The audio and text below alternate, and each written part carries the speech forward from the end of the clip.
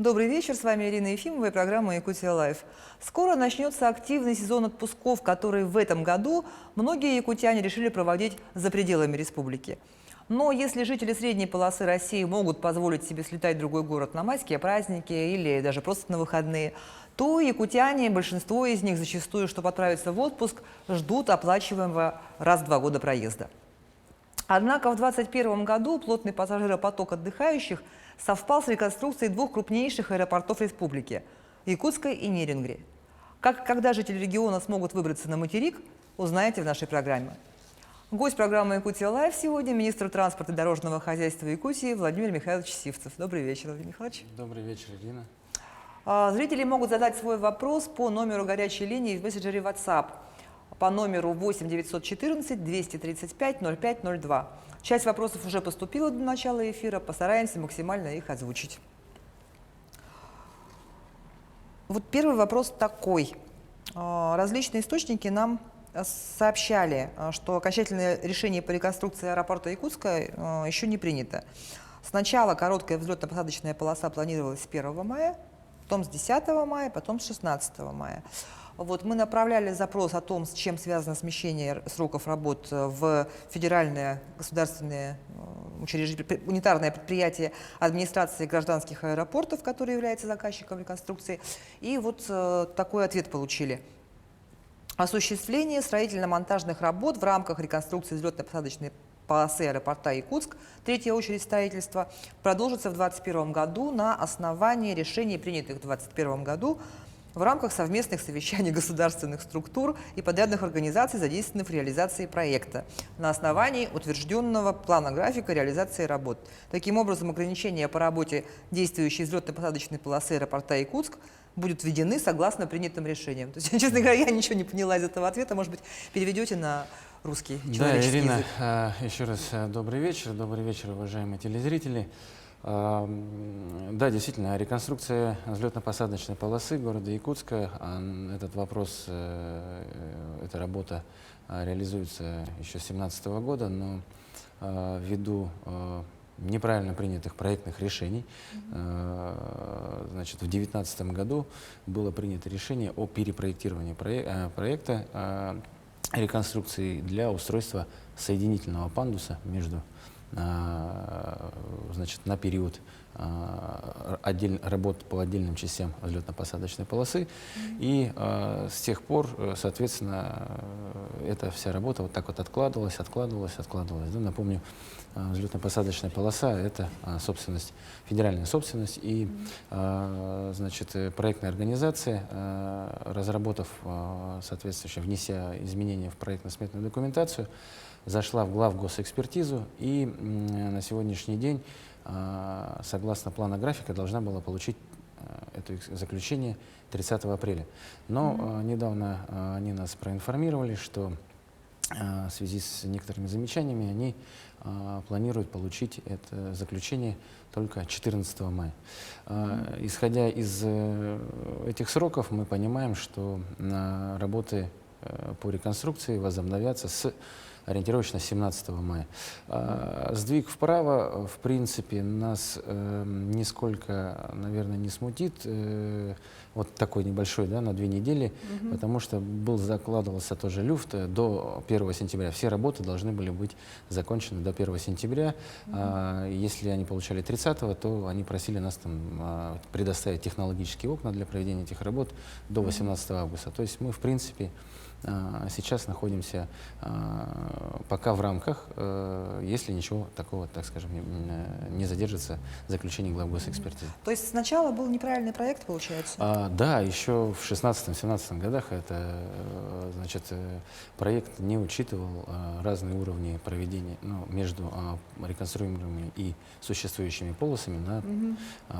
Надо сказать, что одномоментно всю длину полосы, чтобы не закрывать аэропорт, всю длину полосы, ну, даже в наш короткий строительный сезон, к сожалению, за раз не сделать, как бы, да, поэтому предполагалась этапность, и вот между этими этапами должен был быть осуществлен, значит, монтаж соединительного пандуса, так скажем.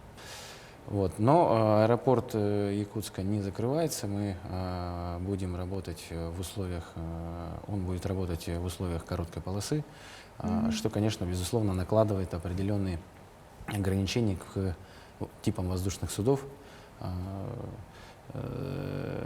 Значит, это либо суда, воздушные суда 3-4 класса, там самолеты такие как Ан-24, Бомбардье Ку-300, значит, Embraer 170, ну и вот, значит, авиакомпания Якутия и авиакомпания Алроса, значит, со своими пилотами, они уже, в принципе, и рассмотрев технические характеристики имеющихся Боингов 737-700, это достаточно такой большой самолет, с вместимостью 140 кресел, также, в принципе, можно его использовать на этой короткой полосе, но с меньшей загрузкой, примерно в 120 мест. Вот на таких типах самолетов будет осуществляться будут полеты примерно с 15 мая по значит, 1 октября.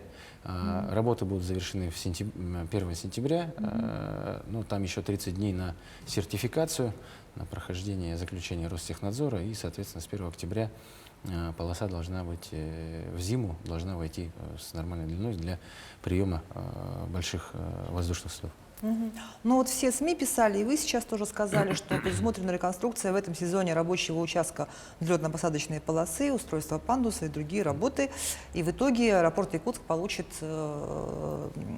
взлетку с полной длиной 3400 метров. Вот. Но большинству людей это ни о чем не говорит. Вот что эти работы дадут жителям республики? Ну, в целом, вся реконструкция, завершение этих работ, да, позволит нам иметь длину взлетно-посадочной полосы 3400 метров. Но в первую очередь это безопасность полетов. В первую очередь повысить безопасность. Ну и во-вторых, это позволит принимать широкофюзеляжные воздушные суда, такие как Боинг 37, что, безусловно, конечно, скажется и повысит конкуренцию и скажется на стоимости авиабилетов. То есть больше сможем принимать больших самолетов, да, грубо да, говоря, да? Да, те же другие авиакомпании с большими самолетами также могут, значит, осуществлять посадку, рейсы из Якутска, и в том числе это даже расширит международное направление, например, из аэропорта Якутска. А сейчас сколько длина полосы? Сейчас она, значит, 2400, а мы в мае заходим с длиной 1628 метров. Вот. Значит, экипажи авиакомпании, их экипажи, они готовы осуществлять эти рейсы на Boeing 737-700 и, соответственно, хотелось бы отметить, что и авиакомпания Якутия, и авиакомпания Алроса единственные, кто будет выполнять прямые рейсы на Москву. Вот, кстати, про рейсы. Как приобретать билеты? Вот смотришь рейсы, например, Якутск-Москва на 1 мая, на 17 мая, и они все с пересадкой. Вот. А если человек купит билет сейчас, а потом рейс окажется прямой, он же будет дешевле? Нет, хотелось бы здесь вот отметить, что с пересадкой будет летать компания S7 на малом самолете Embraer 170 с вместимостью 70 кресел. Значит, сегодня, в период короткой полосы, вот беспересадочный полет, но, возможно, исходя из загрузки и погодных условий, возможно, будет техническая посадка у Якутии в Барнауле, у Алросы в Мирном на 35-40 минут на дозаправку, и, соответственно, будет осуществляться дальше до Москвы. Но рейс будет считаться прямым. Да, рейс будет считаться прямым, небольшая посадка на дозаправку. И здесь хотелось бы сказать, что на сегодняшний день у нас 5 самолетов. Ну, то есть у Алросы 2 семисотки и у Якутии 3 семисотки. И еще, вот если реконструкция начнется, то аэропорт в любом случае не закроется, будут стыковочные рейсы. Вот это вот какие маршруты затронет? И куда можно будет прямыми рейсами летать? Рейсы, еще раз повторюсь, Якутск-Москва, авиакомпании, значит, Якутия и Алроса, и Якутск-Новосибирск, это S7, пересадка, далее пересадка в Новосибирске на аэробус А321. И также можно разлететься по другим городам, таким как Хабаровск. Мы прорабатываем вопросы сейчас с авиакомпанией «Аврора». Иркутск, та же компания «Ирайра». Ну и хотелось бы сказать, что и Якутия также планирует рейсы 1-2 раза в неделю, рейсы через Екатеринбург до Санкт-Петербурга. Ну, с небольшой частотой, но тем не менее до Санкт-Петербурга также. Ага. А как реконструкция аэропорта Якутск повлияет на расписание внутриреспубликанских рейсов? На внутриреспубликанские рейсы никак не повлияет. Дело в том, что мы, значит, ну, во-первых, внутри республики все рейсы вылетают утром в силу специфики своей, чтобы вернуться в тот же день обратно. И на сегодняшний день расписание аэропорта Якутск составлено таким образом, что все эти рейсы, в том числе в центральные города, они все будут осуществляться в первой половине дня. Ну, там самый поздний — это 9 утра. Там авиакомпания «Алорса» 9:30, по-моему. Спасибо, Владимир Михайлович. Теперь давайте узнаем, что же ждет жителей Нерингри. Мне говорят, что с нами сейчас на прямой связи заместитель генерального директора, директор по строительству и модернизации федерального казенного предприятия аэропорта Севера Олег Артемович Федоров и директор филиала аэропорт Нерингри того же федерального казенного предприятия Леонид Адольфович Жарников. Добрый вечер.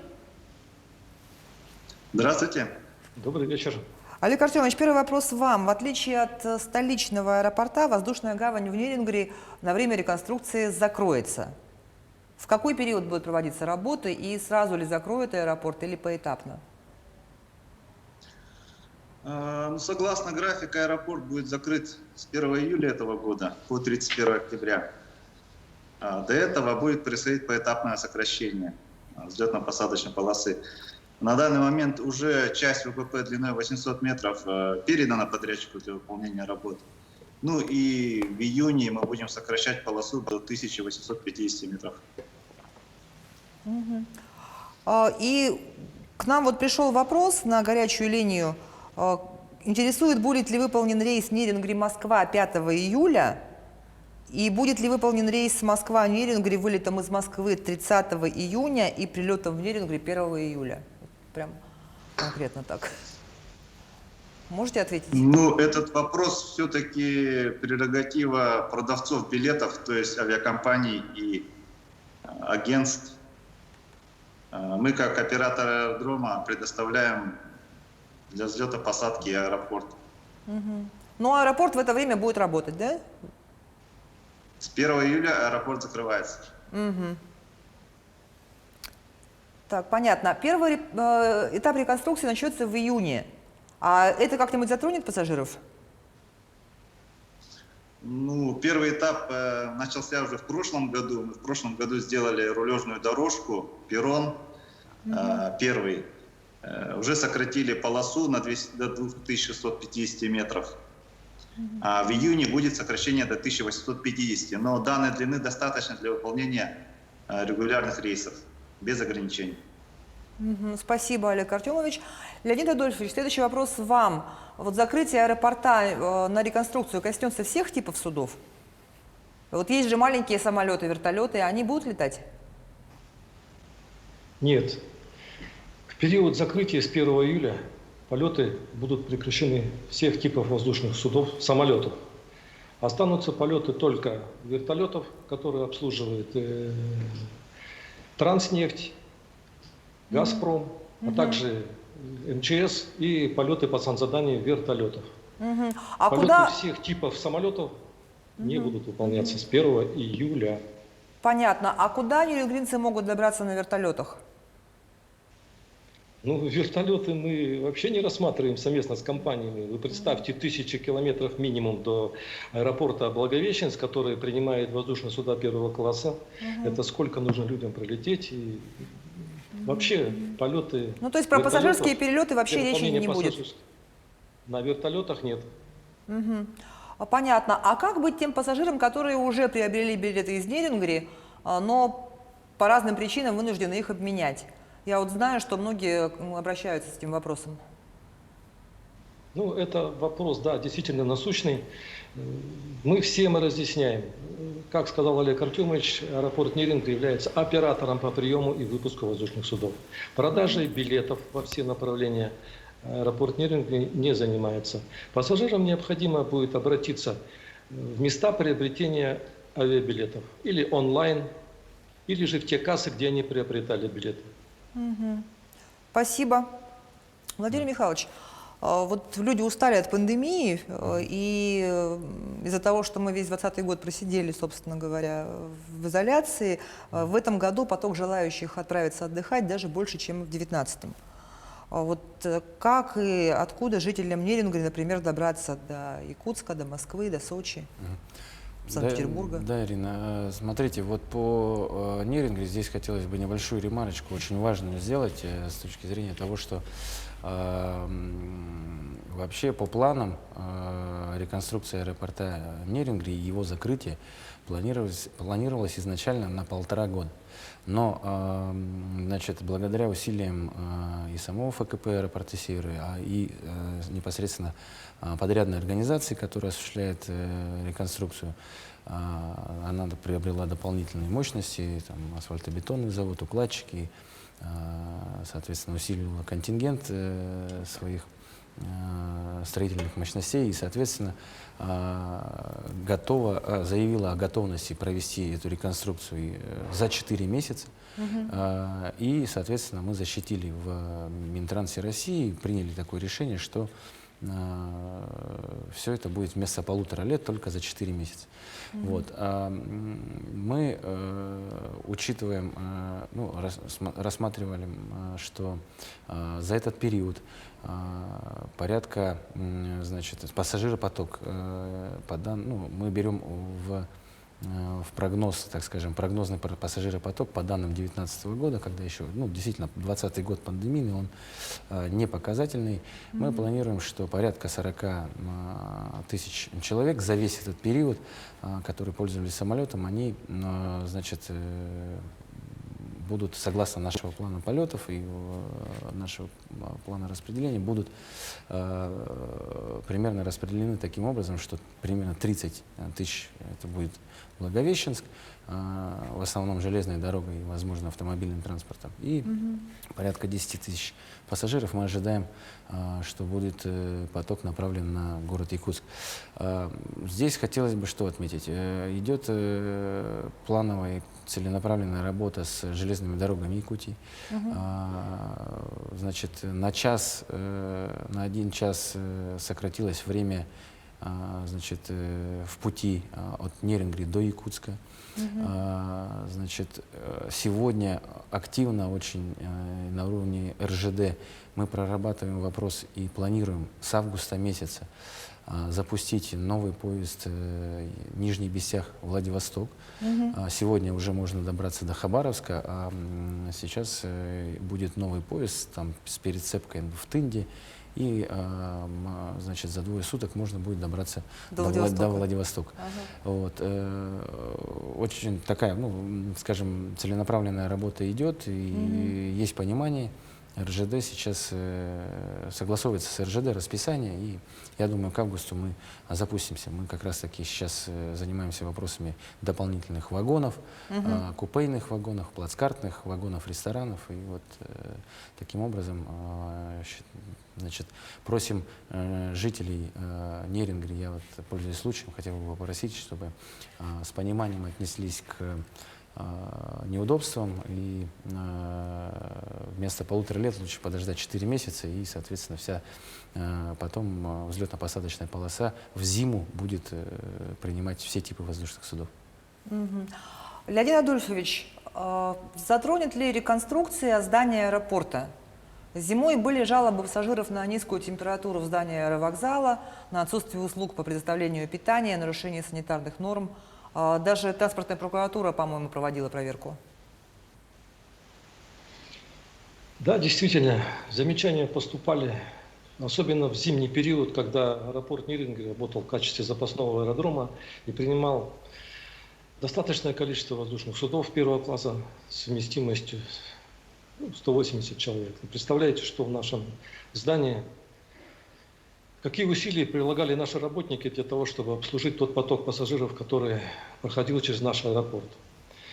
Значит, при вводе новой полосы в 2021 году, конечно, здание еще аэровокзала не будет введено. Планируемый ввод здания СПЗ – это октябрь 2022 год. Но руководством Федерального казенного предприятия принято решение все-таки о проведении дополнительных работ по утеплению имеющегося здания, ну а также приведению в соответствие содержания комнат ожидания пассажиров и зоны вылета. Хорошо, спасибо. Олег Артемович, а когда станет известно о точных сроках открытия аэропорта? Жители ведь хотят заранее спланировать свои полеты, даты поездок. Брать им билеты, скажем, на 1 ноября можно уже или нет? Да, согласно плана нашего утвержденного, окончание СМР будет и пусконаладка, и прохождение сертификации аэропорта завершится уже 31 октября 2021 года. С 1 ноября уже аэродром будет открыт для приема выпуска воздушных судов. Соответственно, как только начнут авиакомпании продавать билеты на осенне-зимний период, 1 ноября будет свободно. Олег Артемович, а что изменится для нерюнгринцев после реконструкции местного аэропорта? Ну, мы наконец-то воздушные ворота Южной Якутии в полной мере комфортное пребывание пассажиров обеспечат. Это вот в следующем году, в 2022 году у нас окончание контракта по реконструкции. У нас будет новое здание аэропорта, 9000 квадратных метров, новое, светлое. У нас будет новая полоса, новые рулежки, перроны. Соответственно, конечно, жители Нерюнгри и района ощутят в полной мере эти изменения. Спасибо. Тут приходят вопросы на горячую линию. Я житель Крайнего Севера из города Верхоянска, Любовь Ильинична Слепцова. Вопрос. Субсидированных билетов на Сочи не достать, почти сразу закончились. Есть ли надежда, что будут?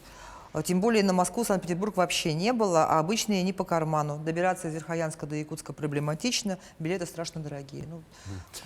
Ну, в целом, наверное, нужно будет сказать про стоимость авиабилетов и, значит, как будет вот на период реконструкции аэропорта Якутск, ну, какая ценовая политика. Здесь, да, действительно, этот очень резонансный вопрос обращает многие внимание на повышение стоимости авиабилетов.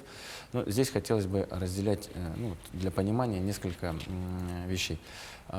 Очень, ну, первое, значит, согласно нашему плану полетов, мы примерно, рассчитав пассажиропоток, понимая пассажиропоток на период реконструкции, значит, примерно вот провели работу и с авиакомпанией Якутии, и с авиакомпанией Алроса, и, соответственно, максимально постарались установить прямые рейсы на Боингах 737-700. Там, еще раз повторюсь, что в связи с короткой полосой будет неполная загрузка. В этой связи уже из 5, на 5 самолетов приходится даже меньшее количество кресел, которые могут продаваться. Ну и, соответственно, в связи с тем, что общее количество билетов в продаже все-таки уменьшилось, в момент продажи, открытия продаж в марте месяце авиакомпании Якутии,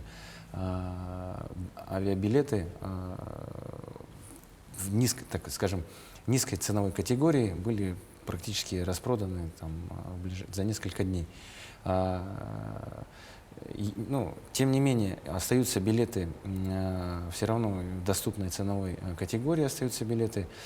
Просто здесь есть, тоже нужно обратить внимание, все хотят улететь, допустим, в пятницу там, или в определенные дни, где идет тоже определенный там ажиотаж, или там все хотят в августе улететь. Да? Вот это самые пиковые продажи. Здесь нужно все-таки посмотреть другие даты, когда можно найти билет подешевле. Дорогих билетов, вот то, что сейчас вот в продаже находится, дорогих билетов примерно в самолете там 10-15, ну, может быть, 20% от общей загрузки кресел. В целом, все остальные билеты, они в доступной ценовой категории, там, начиная от 19-20, там, максимум до 26 тысяч, но они, к сожалению, быстро были распроданы. Я бы хотел, вот, обращаясь к телезрителям, тоже сказать, обратите внимание на, значит, билеты авиакомпании «Алроса». Буквально 2 недели назад они открыли также продажи по маршруту Якутск-Москва. С 15 мая они, значит, планируют свои полеты, и, значит, у них на сегодняшний день достаточно такая доступная ценовая, ну, стоимость билетов там, порядка 21-24 тысяч, вот в этом диапазоне. Билеты, как мне сама говорит авиакомпания, в продаже имеются.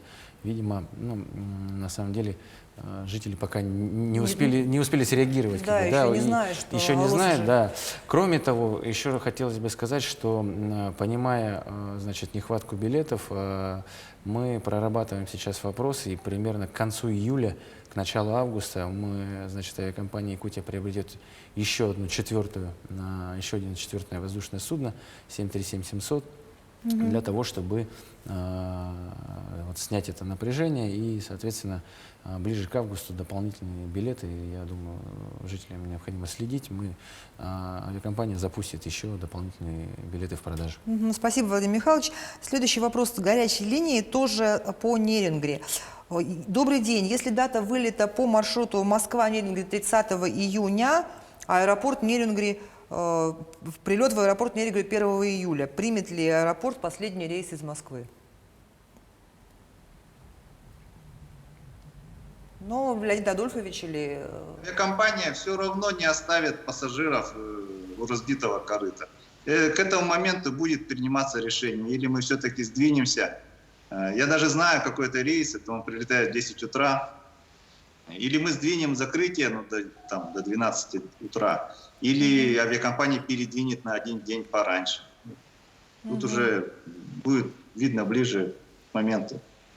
Спасибо. Леонид Адольфович, а какой пассажиропоток у аэропорта Нерингри в среднем за год и за летний сезон? Ну, пассажиропоток составляет зимний период. Ну, за год мы перевезли 158 247 пассажиров. За летний период 76 304 тысячи пассажиров. Ну, конечно, 2020 год пандемия внесла свою корректировку в полетах наших жителей нашего района. И, естественно, поток за 2020 год немного снизился. Но у нас пассажиропоток еще увеличивается за счет так называемых вахтовых перевозок. Это работники, прибывающие для работы в Нерингрийский район, Колмар, Газпром и по нефтепроводу. Спасибо, Леонид Адольфович. Владимир Михайлович, но большинство жителей республики, почти все, добираются все-таки через Якутск в другие города России, за границу, если дальше летят. Вот какой пассажиропоток у нашего аэропорта имени Аюнского за год?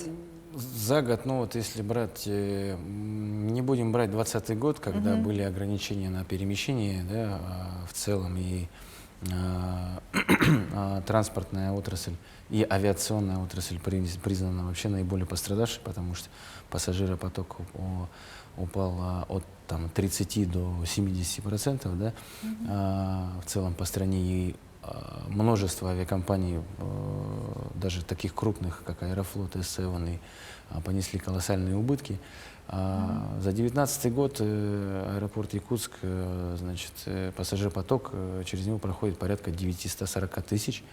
Вот, а в летний период эта цифра составляет примерно 350-370 тысяч пассажиров.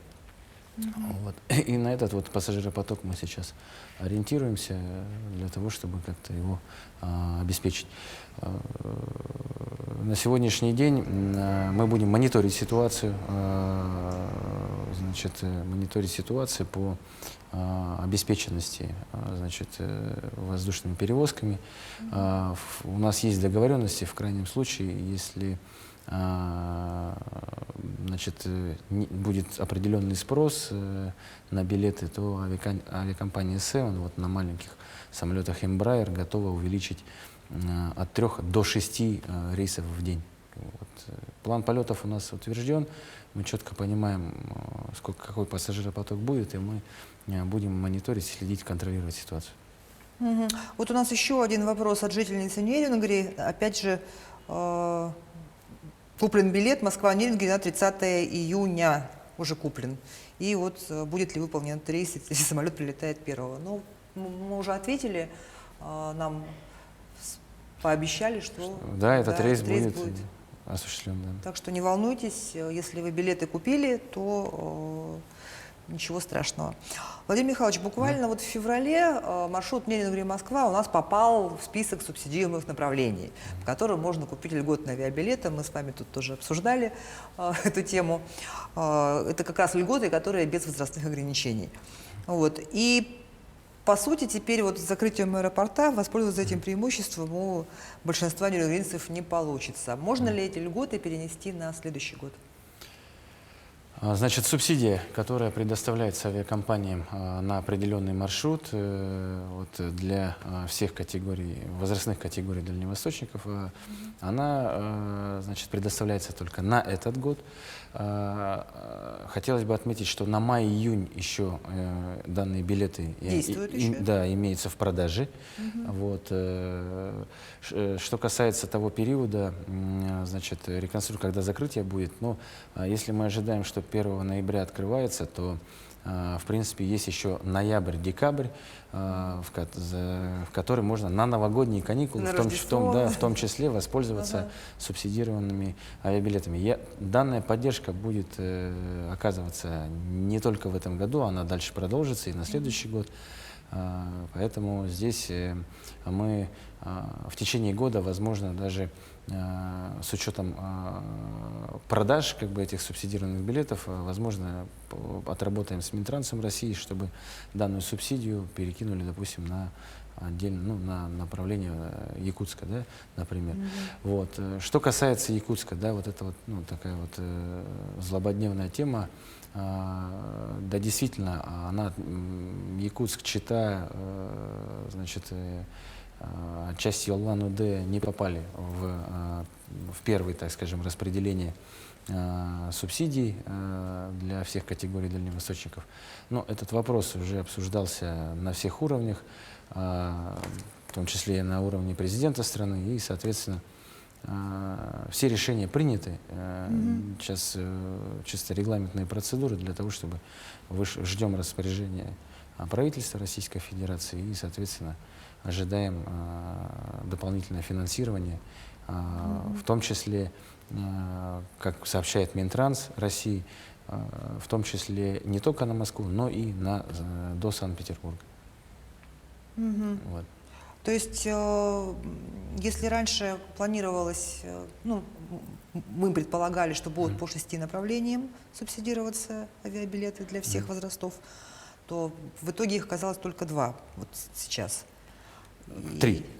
Полярный, да. Мирный, Нерюнгри, полярный. Еще полярный. Да. Ага. Вот. Сейчас мы ожидаем при выделении дополнительного финансирования, что все направления будут учтены, в том числе до Санкт-Петербурга. Якутск, Москва, Якутск, Санкт-Петербург. То есть мы это ждем, мы это все ждем на следующий год, да? Нет, это уже в этом году. Уже в этом году. В этом году дополнительное финансирование. Еще раз, сейчас дело времени, то есть решений после поставленных регионам задач, не только нашим регионом, и Забайкальским краем, и другими регионами, вопросов, почему же поручение президента выполнено отчасти, соответственно, сейчас примется решение о дополнительном финансировании, мы его ожидаем. То есть мы еще увидим эти субсидии. Да, мы очень надеемся. Ну что ж, спасибо, Владимир Михайлович, за подробные ответы. Вы развеяли некоторые опасения якутян. Я напоминаю, что гостями нашего эфира были министр транспорта и дорожного хозяйства Якутии Владимир Михайлович Сивцев. И по скайпу с нами на связи были заместитель генерального директора, директор по строительству и модернизации аэропорта Севера Олег Артемович Федоров и директор филиала аэропорта Нерюнгри Леонид Адольфович Жарников. Сегодня мы обсудили реконструкцию аэропортов Якутска и Нерюнгри. Население столицы региона превышает 320 тысяч человек, население Нерюнгри почти 58 тысяч человек. Но эти воздушные гавани используют гораздо большее число жителей республики. Можно смело сказать, что сегодняшний эфир касался почти всех якутян. Мы будем держать вас в курсе темы авиаперевозок и транспортной доступности. На этом выпуск программы «Якутия Лайв» подошел к концу. Меня зовут Ирина Ефимова. Смотрите нас по будням в 19:15. Расскажем, чем живет Якутия.